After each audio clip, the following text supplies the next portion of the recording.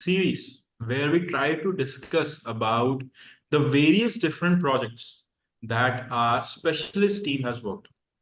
We try to understand the business and the technical aspects of this project in hopes of motivating you further to work hard towards working on one of these projects. Right. So before we jump into the project details, before we get into the nitty and gritty, I have a question for everyone. There are two people who are applying for the same job. Okay. We have Mr. and Mrs. A and we have Mr. and Mrs. 360. Now, Mr. and Mrs. A, they were trained at XYZ Institute and they have worked on dummy projects from places like Kaggle, GitHub, etc. Mr. and Mrs. 360, they have been trained at 360DigiTMG. They have worked on real-time projects. They have attended daily stand-up calls. They have created end-to-end data pipeline. And they have done deployment on-premise and on cloud. They have attended client meeting and they've had their research papers published in international journals. So the question here is, which resume do you think gets shortlisted for further interviews? I think the answer is quite obvious. So without having any further delays, I would like to introduce our guest of honor today. We have Dr. Shweta who has joined us. Good evening, Shweta, and welcome. Good evening. Good evening, everyone. Yes. So Shweta, why don't you just walk us through the business details of the project? Yeah, sure, Aditya. So I worked on a project called liver tumor classification. So the business problem over here was that in current landscape of liver disease diagnostics, identifying and classifying of liver tumors is challenging. Okay, it is related to accuracy, efficiency, and timely intervention also.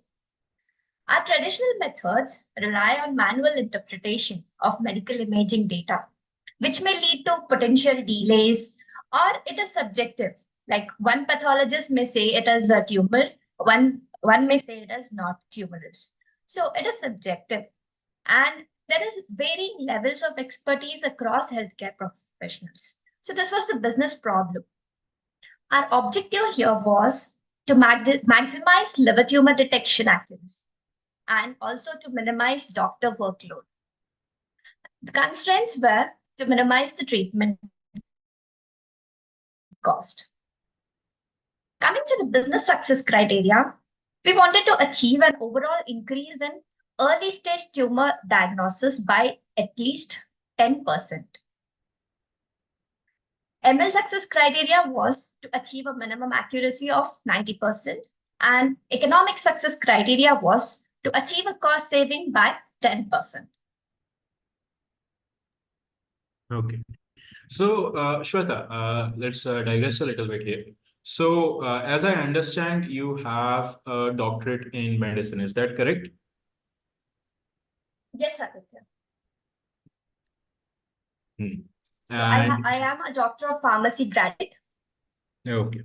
So, and on top of that, I have also experience in healthcare domain. Yeah. So, yeah, continue. Please talk about your experience.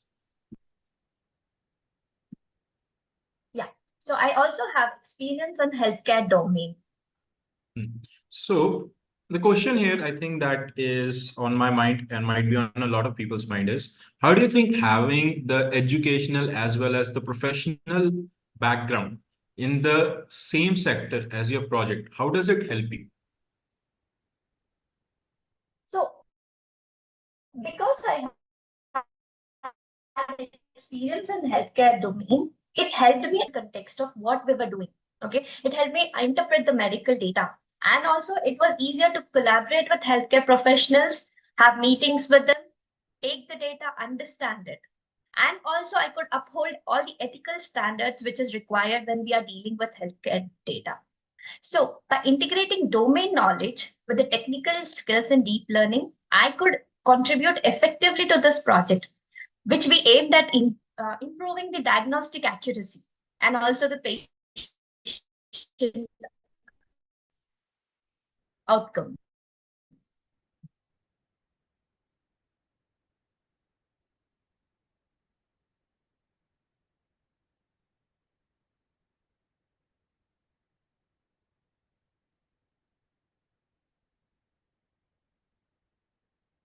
Right. I think might be having some connectivity issues.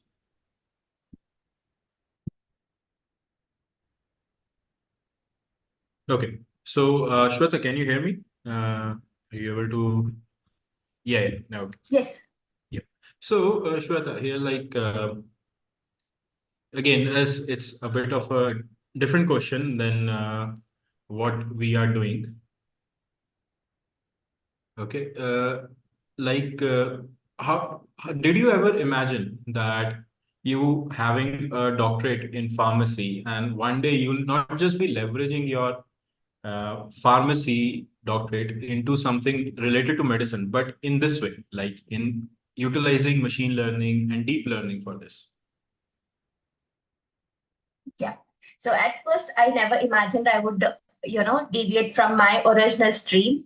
But then, as I came into the stream of data science and data analytics, and applying that domain knowledge over here is very interesting, and even innovating. Like what all changes can we bring in medical field is humongous. Like we can do a lot of wonders by applying AI or data science in healthcare field. Yeah.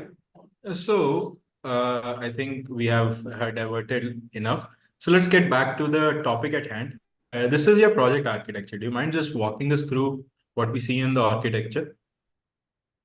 Yeah, sure. So I'll just provide an overview like what exactly we did. So in this project, we aimed at developing a deep learning solution, okay, wherein it could help early diagnosis of liver tumors. Tumors are nothing but cancer tissues, right? So if you can detect cancer earlier, that can save life of a patient. So we were using deep learning solution to diagnose liver tumors earlier. And this was all based on histopathological images. Now, what are histopathological images? These are nothing but the liver tissue. Okay. We used the images of liver tissue slides and applied convolutional neural networks on it so that we could classify those images into tumorous and non-tumorous tissues. Okay. So overall, we had three classes in this.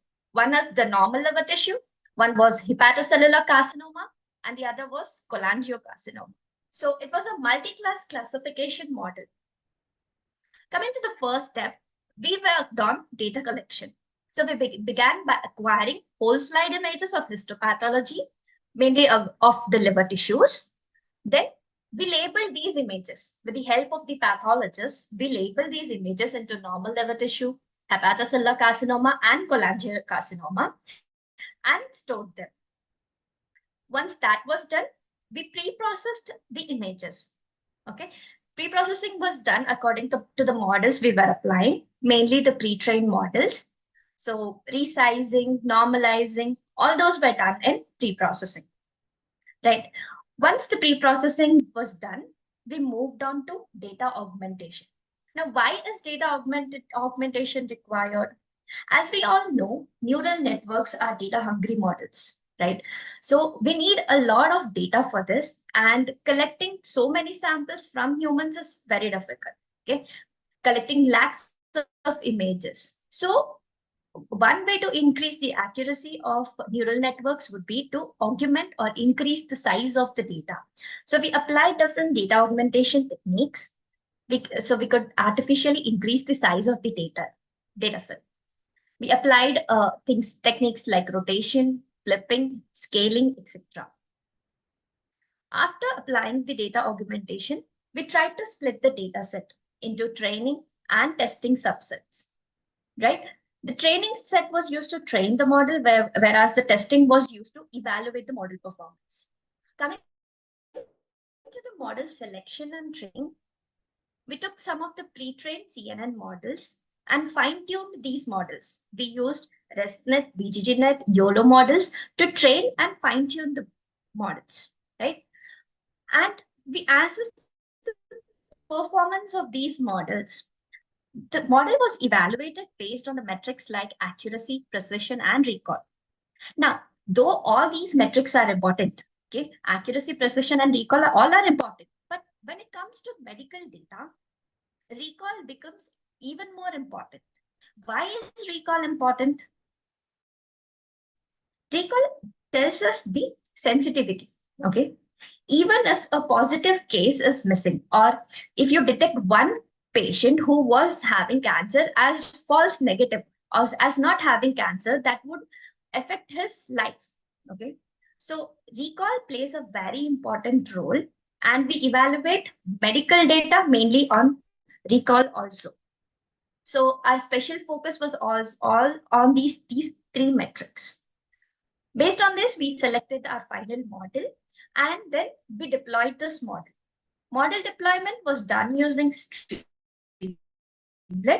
which is a very user-friendly interface we created, and where we could upload the images of the liver tumors, and then the model would be able to classify it. So basically, in this project, we could demonstrate how deep learning algorithms, particularly CNNs, which we use in image data, were able to clearly detect early stage liver tumors. This was done using histopathological image analysis. So that was the overview of the project I have worked on. Hmm. Yeah, so this is one of those scenarios where a lot of times people wonder about these situations, like, is it important to have high precision or high recall? This is one of those scenarios where having high recall is extremely critical, as you have already explained, that we cannot be having false results. At least we cannot be making somebody who is not, or at least somebody who has cancer should not be predicted as not having cancer, because the consequences of that are much higher than somebody getting a false true result, or false positive result. So this True. is your output. So this is where you are doing the classification, right? Where we are taking the data into Streamlit and we are getting the confidence as well as the output of that. So um, thank you so much for joining, Shweta, and thank you so much for your in-depth explanation and how you were able to leverage your entire experience, your educational hard work and your professional hard work into this project. So before we drop off, I would like to discuss a little bit about what we as an edtech company offer. We offer challenging real-time projects to push you to your limits. We make you learn all the phases of the project methodology. You learn about all the different tools used in the industry like Python, Power BI, cloud platforms, etc. We let you give the opportunity to work on research papers, okay? And you'll get access to various different free tools like mind map, ML architecture assistant, resume mapper, as well as animated learning. So from everyone here at 360 Digit MG, thank you so much for joining. Please be sure to follow us on Instagram, YouTube, and LinkedIn. And please do check out our website for various different opportunities to learn that we offer. So once again, thank you so much